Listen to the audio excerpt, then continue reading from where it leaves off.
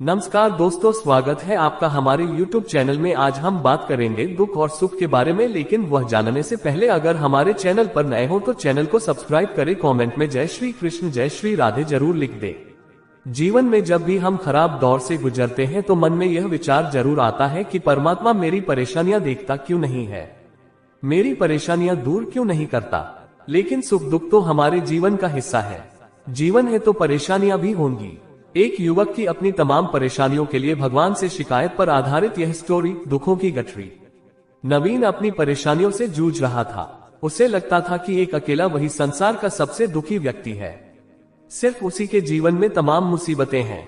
उसको भगवान से इस बात की बड़ी शिकायत रहती थी कि भगवान ने संसार के सारे दुख उसके हिस्से दे दिए और फिर सब कुछ भूलकर कानों में रुई लगाकर सो गए हैं। नवीन सोते जागते भगवान से प्रार्थना करता और फिर कभी भगवान को दोष देता तो कभी खुद को कोसता रहता। भगवान है कि न तो विनती से सुन रहे थे और न उसके उलाहने। अब नवीन बेचारा करे भी तो क्या करे। एक मुसीबत खत्म होती नहीं कि दूसरी आ जाती। एक दिन उसने सोने से पहले प्रार्थना की, प्रभु मैं आपके सामने कहता कहता थक गया, अब और मिन्नतों की इच्छा नहीं है। एक अंतिम बार कह रहा हूँ, कृपा करके मेरी प्रार्थना सुन लीजिए। अगर आपको मेरे दुख नहीं मिटाने हैं तो कम से कम इतना तो कर सकते हैं कि किसी ऐसे व्यक्ति के दुखों से मेरा दुख बदल दीजिए जिसके जीवन में मुझसे कम दुख हो। हमेशा के लिए नहीं तो कम से कुछ महीनों के लिए ही सही, थोड़े दिन के लिए मुझे भी कुछ राहत मिल जाए। अब भगवान ने नवीन की आखिरी इच्छा सुन ही ली और उसे उस रात सपने में भगवान दिखे। भगवान बोले, बालक मैं तुम्हारी प्रार्थना रोज सुनता था, पर मैं उनके ऊपर ध्यान ज्यादा दे रहा था जो तुमसे भी ज्यादा तकलीफ में है। खैर, तुम अपने सारे कष्टों को विस्तार से एक कागज पर लिखो, फिर एक गठरी बनाओ और शहर के मुख्य चौराहे पर जाकर उसे टांग कर आ जाओ। नवीन हड़बड़ाकर नींद से जागा। पहले तो उसको बिल्कुल यकीन ही न हुआ कि सच में भगवान आए थे और उन्होंने उससे ये सब बातें कही हैं। फिर सोचा कि आजमाने में क्या हर्ज है, क्या पता इससे ही कोई रास्ता निकल आए। उसने भगवान के दिए आदेश के अनुसार अपनी सारी परेशानियां अलग अलग कागजों पर लिखी। इतनी परेशानियां लिख डाली कि सच में कागज का ढेर खड़ा हो गया और उसे गठरी में ही बांधना पड़ा। अब नवीन ने अपनी गठरी उठाई और पहुंच गया चौराहे पर, लेकिन वहां पहुंचकर चौराहे का नजारा देखकर अचंभे में पड़ गया।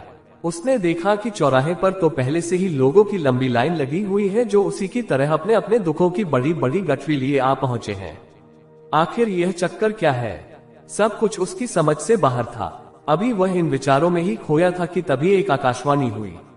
उसमें सभी को अपनी गठरी को चौराहे पर लगी अलग अलग खूंटी में टांग देने का आदेश हुआ। वहां बेहिसाब खूंटियां पहले से ही बनी थी।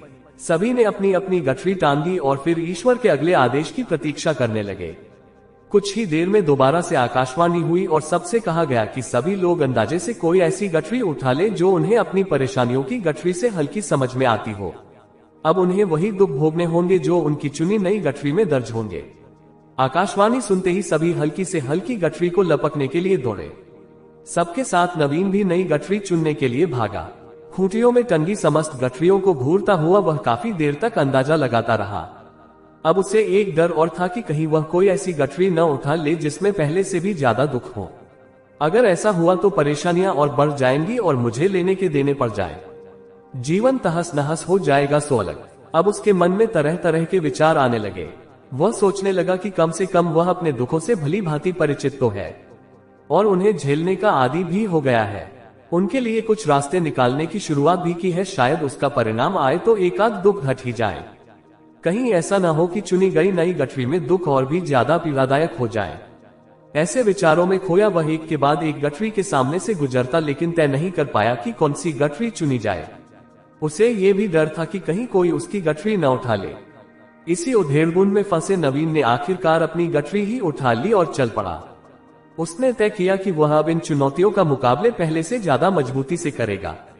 धीरे धीरे नवीन को अपने ही दुख दूसरों से कम होते हुए महसूस हो रहे थे और उसके जैसे ही भाव वहां मौजूद हर व्यक्ति में आ रहे थे। सच में सबको अपना दुख ज्यादा बड़ा और ज्यादा पीड़ादायक लगता है कि वही संसार का सबसे दुखी प्राणी है। पर हमसे भी ज्यादा न जाने कितने और दुखी हैं। कितने ही लोग ऐसे हैं जिन्हें 2 वक्त का भोजन भी मुश्किल से नसीब होता है। कभी किसी की शानदार कोठी के आगे से गुजरते हुए यदि यह ख्याल बार बार आए कि जब किस्मत बन रही थी तो वह इस आदमी से पीछे क्यों रहा। अगर आगे रहता तो उसे भी ऐसा सुख और ऐश्वर्य मिल जाता। जिन लोगों के पास साहस और हौसला है वह आत्मविश्वास की नाव पर सवार होकर आसानी से जीवन की कठिनाइयों से सफलता प्राप्त कर लेते हैं। जरा ऐसे लोगों के बारे में सोचिए जो जीवन मृत्यु के बीच झूल रहे हैं। कम से कम आप किस्मत की लाइन में इनसे आगे तो थे। स्वस्थ है, अपने काम के लिए किसी पर निर्भर नहीं है, अपना काम खुद करने के काबिल है। अगर आपको हमारी यह स्टोरी पसंद आई हो तो अपने फ्रेंड्स को भी शेयर कीजिए और कमेंट में बताएं कि आपको कैसी लगी।